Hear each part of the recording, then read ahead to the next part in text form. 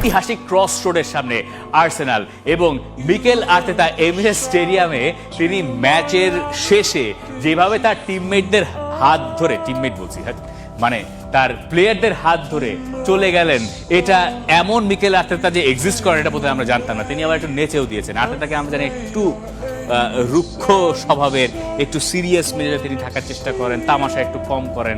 তাকে আমরা সিবিএস এর ওই গোলাজো প্রোগ্রামেও দেখি না তামাশা করে, তাকে আসলে পাওয়াই যায় না। আমি শিওর যে তাকে এই ফাইনালের ওঠার পরে চেয়েছিলেন ওখানকার থিয়েরি অরি থেকে শুরু করে মিকা রিচার্ডস বা জেমি ক্যারাগাররা, কিন্তু প্রডিউসারের সেই আবেদনও সম্ভবত মিকেল আর্তেতা রাখেন নাই। কিন্তু এই যে চ্যাম্পিয়ন্স লিগের ফাইনালে আর্সেনাল যে চলে গেল তাদের ইতিহাসে মাত্র দ্বিতীয়বারের মতো, এবং তারা প্রিমিয়ার লিগে জেতার খুব কাছাকাছি, শিরোপা জেতার কাছাকাছি, এইরকম জায়গায় আর্সেনাল তাদের প্রাপ্য কৃতিত্বটাই সম্ভবত পাচ্ছে।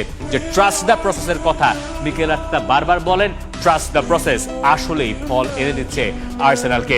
আর্সেনাল তাই এখন এমন একটা পর্যায়ে আছে যেখান থেকে তারা ইতিহাস গড়তে পারে। এখন মিকেল আর্তেতার দল ওই মুহূর্তটাকে, মানে এই উদযাপনের মুহূর্তটাকেই তিনি ক্যাশ ইন করতে চাইছেন। তিনি ম্যাচ শেষে বলছিলেন যে এই জয়ের মুহূর্তটাকে ঠিকঠাক কাজে লাগাতে চাই, আমরা যা অর্জন করতে চাইছি তার মাহাত্ম্য কত বড়, সেটা কত কঠিন তা অনুধাবন করা উচিত।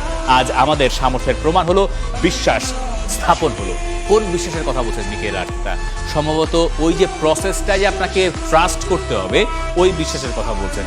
যে তার দল দুটো টুর্নামেন্টে খুব ভালো মতো টিকে আছে, তারপরেও কেন এত শোরগোল? এত শোরগোলের কাহিনী হচ্ছে কারণ আর্সেনাল মাঝখানে তো আসলে খেলা একটু ভুলে গিয়েছিল। সেটা আমরা যখন ডেকল্যান রাইসের একটা কথা বলবো তখন বুঝতে পারবো। ডেকল্যান রাইস আমাদেরকে ম্যাচে বলছেন যে গত এক মাসে আর্সেনাল একটা খেলা ভুলে গিয়েছিল, তাদের খেলা মরচে পড়েছিল।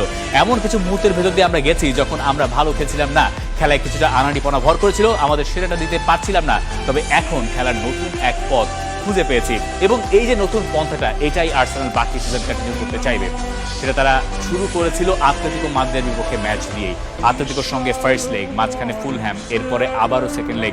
সব মিলে আর্সেনাল যে নতুন পথটা আবিষ্কার করছে, সেটা হতে পারে যে মিডফিল্ডে লুইস কেলিকে নিয়ে এসে, সেটা হতে পারে ভিক্টর ইয়োকেরেসের কারণে, যিনি এখন এই মুহূর্তে মনে হচ্ছে সাইনিং অফ দ্য সিজন ছিলেন আর্সেনালের জন্য স্পেশালি, এবং যে সাইনিংটা শুরুর দিকে অনেক বেশি কটাক্ষের শিকার হয়েছিল। মানে সেপ্টেম্বর, অক্টোবর, নভেম্বর যায় ইয়োকেরেস আর গোল করার না, আর্সেনাল চাপে পরে তাকে খেলানোও হয় না, এমনকি মাসখানেক আগে ম্যান সিটির সঙ্গে প্রিমিয়ার লিগের ম্যাচেও তিনি সুযোগ পান নাই।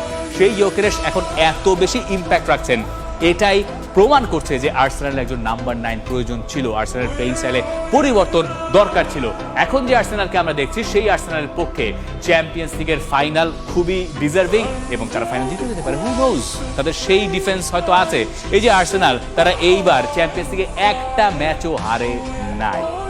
তারা প্রতিটা ম্যাচে সব মিলে গোল খেয়েছে মোটে 6টা। তাদের অবস্থান প্রথমে এই গোল খাওয়ার দিক থেকে। আপনি চিন্তা করুন, এই যে 6টা গোল তারা খেয়েছে, তার ভেতরে তারা আবার ক্লিন শিট রেখেছে 9টা, আর সব মিলে তারা 11টা ম্যাচ জিতেছে। অবশ্য এই যে সেমিফাইনাল, কোয়ার্টার ফাইনাল আর রাউন্ড অফ 16-এ আর্সেনালের প্রতিপক্ষ কারা ছিল, এটাকে দেখে কেউ কেউ ইজি পাথওয়ে মনে করতে পারেন। মানে লিগ ফেজে তারা খেলেছে কাইরাত আলমাতি, ইন্টার মিলানকে তারা হারিয়েছে, গতবারের রানার্স আপ, তারা ক্লাব ব্রুশকে হারিয়েছে, তারা বায়ার্ন মিউনিখকেও হারিয়েছে। মানে আপনি যে বলবেন যে খুব সহজ, কিন্তু আপনার প্রতিপক্ষ যা বলবেন আপনি তাদেরকেই তো হারাবেন, তাই না? Slavia Praha, Olympiacos, Athletic Bilbao, Atletico মাদ্রিদকেও তারা হারিয়েছে।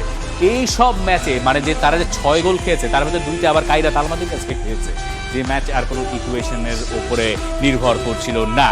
তবে এই পাথওয়েটা অনেকে দাবি করতে পারেন যে কম্পারেটিভলি ইজিয়ার আর্সেনাল পেয়েছে, কিন্তু মনে করা দরকার আর্সেনাল চ্যাম্পিয়ন্স লিগের লিগ ফেজেও সবার ওপরের অবস্থানটাই বাগিয়ে নিয়েছিল। তাই আর্সেনাল ডিজার্ভিংলি ফাইনালে, এবং ডেকল্যান রাইস যেটা বলছেন, এই পথটাই সম্ভবত আর্সেনাল বাকি সিজন ধরে রাখতে চাইবে, যে কাজটা আর্সেনালের এই সমৃদ্ধ লম্বা ইতিহাসে কখনো হয় নাই। তারা কখনোই কোনো ইউরোপিয়ান কম্পিটিশন জিততে পারে নাই। আর্সেনাল এখন সেই পথে